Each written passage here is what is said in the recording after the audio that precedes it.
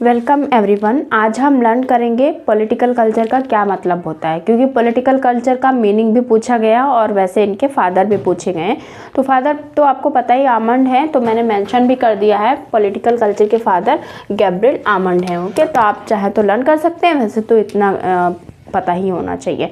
दूसरी बात है, अगर हम इसके मीनिंग को समझें तो क्या होता है, ये एक किसी भी पॉलिटिकल सिस्टम के प्रति लोगों का जो आइडिया होता है, विचार होता है, बिलीफ होता है और जो भी वो एटीट्यूड्स रखते हैं किसी भी एक पॉलिटिकल सिस्टम के प्रति, उसको हम कहते हैं पॉलिटिकल कल्चर।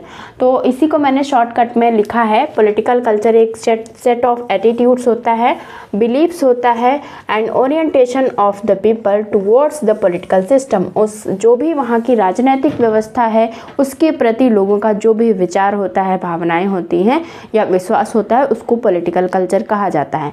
जैसे कि अगर हम बात करें इंडिया में, तो इंडिया में किस तरह का पॉलिटिकल सिस्टम है, यहाँ पे मिक्स्ड और डेवलपिंग पॉलिटिकल सिस्टम है, तो ये अलग हो गया। इसी तरह अगर हम बात करें ईरान की, तो वहाँ पे कैसा है, एक ट्रेडिशनल वहाँ पे पॉलिटिकल सिस्टम है, यानी वहाँ पे जो रिलीजन है वो सेंटर में है।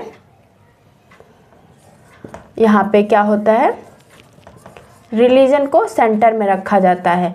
तो इस तरह से हर जगह की पॉलिटिकल कल्चर अलग अलग है। अगर हम बात करें अमेरिका की, तो वहाँ का अलग पॉलिटिकल सिस्टम है। जैसे वहाँ पे किस पे फोकस किया जाता है,